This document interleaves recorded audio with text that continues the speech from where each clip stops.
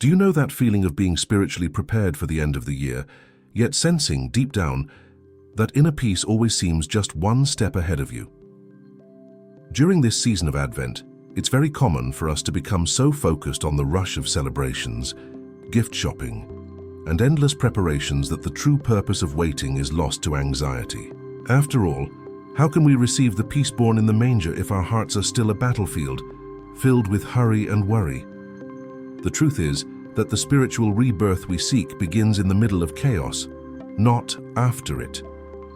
Scripture reminds us in Isaiah 9:6 that the Messiah would be called the Prince of Peace. But this peace is not the absence of problems, it is a presence. It is a kind of stillness that withstands the storm, that settles in even when everything around us is shouting for attention and demanding immediate decisions. Many people confuse spiritual preparation with a checklist of religious activities, as if God needed rituals in order to reveal himself. It's not about doing more. It's about listening to the voice of God in the silence, about intentionally slowing down so he can speak. If you feel that your faith has grown a bit cold, perhaps the issue is not your intensity, but the frequency and the direction of your focus during this season of waiting. Your desire for emotional healing and to feel the fire of the Spirit again is not a whim. It is a vital necessity, especially now. The enemy often works through exhaustion, through that feeling that you've failed too many times, eroding your sense of forgiveness and your ability to begin again. He whispers that it's too late to experience real victory this season, trying to steal the joy of Advent. Think about this. If God himself chose to make himself small and be born in the simplest and most unlikely place, a manger, doesn't that teach us something powerful about where true inner peace is found? It is not in the palaces of our perfection, but in the humility and vulnerability of an open heart, ready to be visited. The striking phrase that captures this tension is this: your greatest battle right now is not to find Jesus, but to allow him to find the chaos you insist on hiding. This is the doorway to the real transformation that takes place during this season, and it's what we will explore as we go deeper into the meaning of waiting. The Advent season carries a cruel duality, doesn't it? While the world dresses itself in lights and Christmas songs, many people carry an inner weight that doesn't seem to fit the celebration. The idealized vision of spiritual preparation clashes sharply with soul-deep weariness, an inner peace that should be abundant, yet hides behind daily worries and anxiety. Have you ever stopped to ask yourself, is it possible to feel the true fire of the Spirit in the middle of so much noise?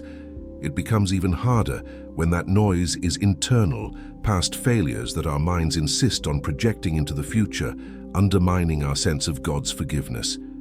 A person begins to feel unworthy of living the promised rebirth, as though past mistakes have permanently disqualified them from having purpose. This is the trap of guilt.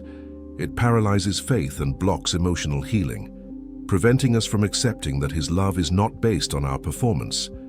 Discernment is vital in this season, because the spiritual battle is real, and the enemy loves to operate in the fog of fear and insecurity. He whispers that the pursuit of victory is naive, and that the protection you long for is not meant for someone who stumbles so often. Spiritual fear takes root when we begin to see chaos as a sentence, rather than as an opportunity for God to reveal his authority and his plan of redemption in our lives. But it is precisely there that hope emerges. Christmas, in its deepest meaning, proves that God enters the mess. He does not wait for you to clean the house before he visits. He comes to bring inner peace and restore spiritual strength right in the middle of disorder. Emotional healing is not an instant event, but a process of allowing yourself to be seen and loved exactly where the pain is most alive and exposed.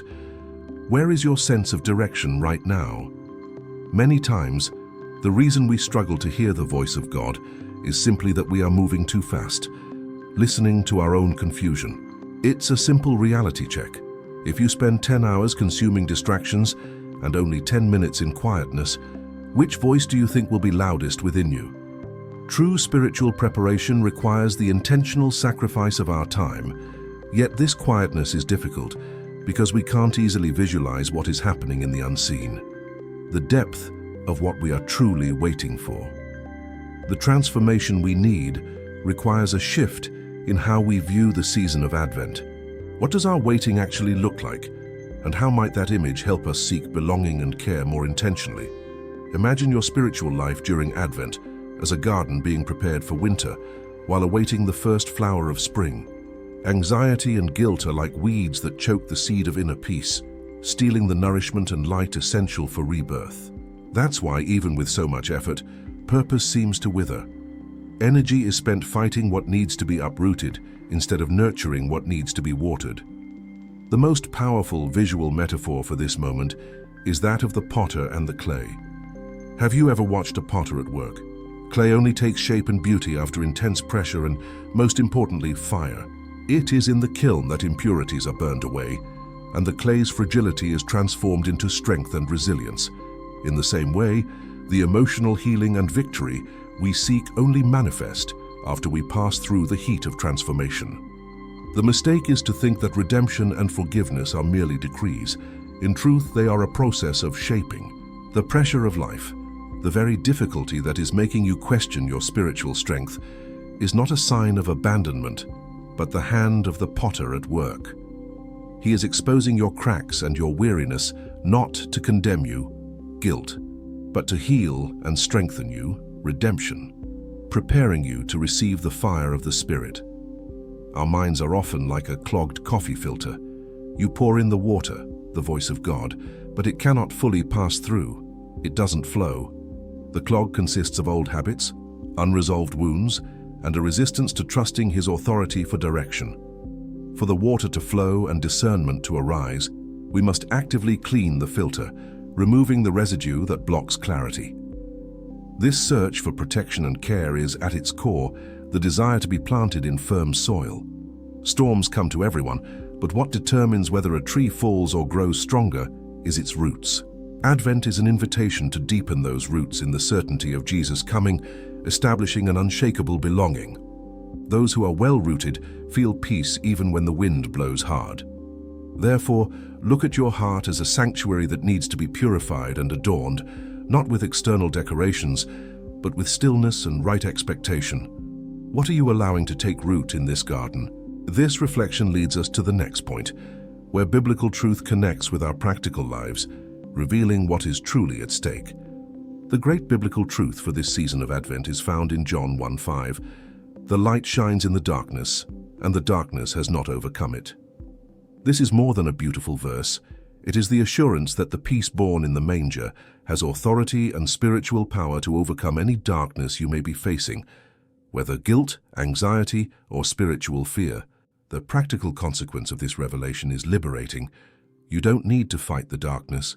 You only need to turn on the light. Spiritual preparation is not a struggle to drive out darkness by your own strength, but an act of recognizing and welcoming the light of Christ. When we accept the forgiveness and rebirth He offers, that light enters within us and the shadows naturally fade. The practical outcome is this. Instead of focusing on your failure, guilt, you focus on His redemption, allowing the fire of the Spirit to ignite a flame of hope that darkness cannot extinguish. Many times, the reason we do not experience victory and emotional healing is that we try to solve spiritual problems with purely human solutions. The practical consequence of ignoring biblical truth is emotional exhaustion, repeating cycles of failure and remorse. Instead, Advent calls us to seek the voice of God and the direction of the Spirit, recognizing that transformation is His work, not merely ours. In practical terms, this means that if you are seeking discernment for an important decision, the light will not give you a complete map of the future, but it will illuminate the next step. It reveals purpose progressively. The Lord does not desire your exhaustion, but your inner peace, and His protection is activated when you submit to His spiritual authority, trusting that He has already overcome what frightens you.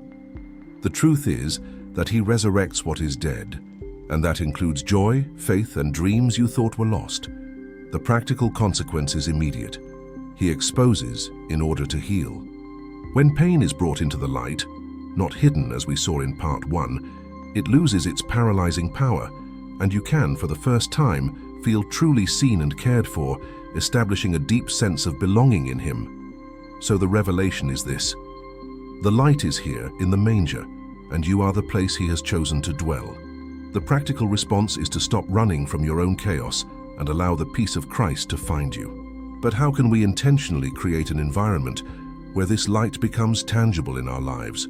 Perhaps today you turned on this video feeling that your purpose is under attack, that your spiritual strength is weaker than ever, and that inner peace feels like a luxury you simply cannot afford. This feeling is common during Advent, when the pressure to be happy and perfect is at its peak, while the energy to maintain the facade is at its lowest. Identifying with this pain is the first step toward emotional healing and the rebirth you so deeply need. Perhaps you feel exactly like clay in the potter's hands, exposed and under pressure, wondering whether this shaping process will ever result in something beautiful or useful. This sense of fragility is where God's spiritual authority is most powerfully revealed.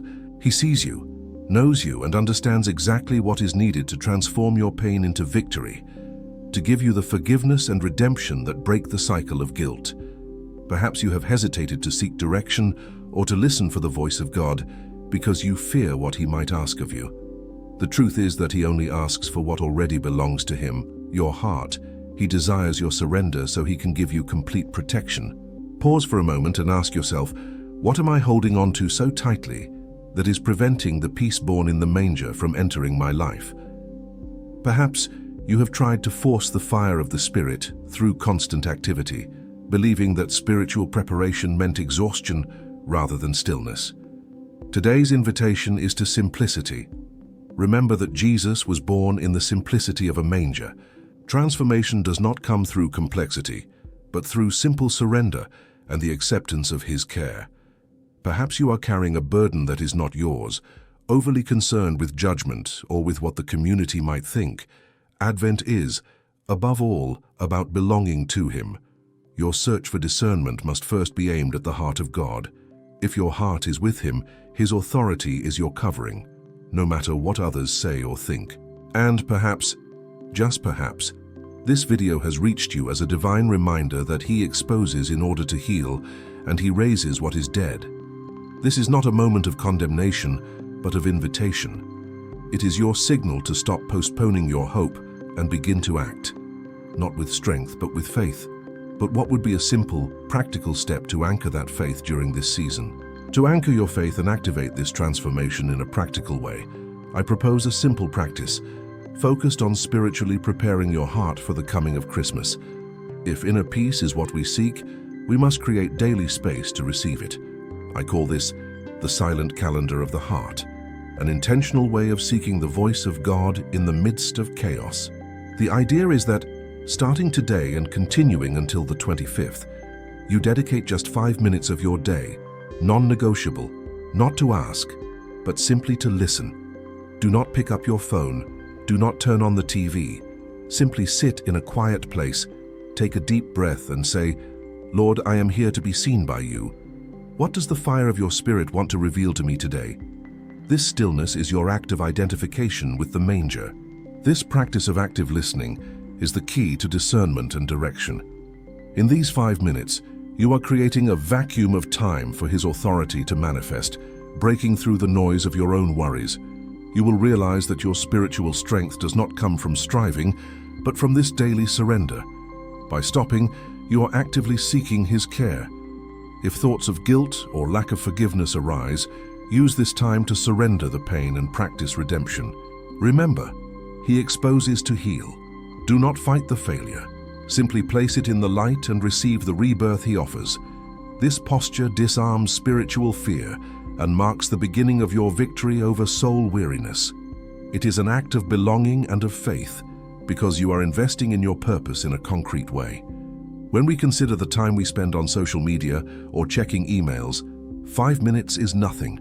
Yet 5 minutes devoted to seeking the peace born in the manger can become the most powerful and transformative time of your day, activating your emotional healing and his protection. Advent is an invitation to loving watchfulness, and this silent calendar is your practical tool for living in hope. When you finish these minutes, write down, in a single sentence, what came to your mind or heart. This will help you recognize the voice of God and build a record of his faithfulness. and you will want to share this journey with your faith community. If this message about the peace born in the manger and spiritual preparation spoke directly to your heart, it is a clear sign that you are on the right path toward rebirth and victory. I invite you to take a practical step now, activating your sense of belonging and community so that more people may experience this emotional healing. Leave your amen in the comments to seal this prayer, and tell us, what is your greatest expectation for this year's Advent? Your testimony may be the hope and direction someone else needs. If you are watching on TV, use the QR code on the screen now to access all the information and links we mentioned, quickly and directly on your smartphone.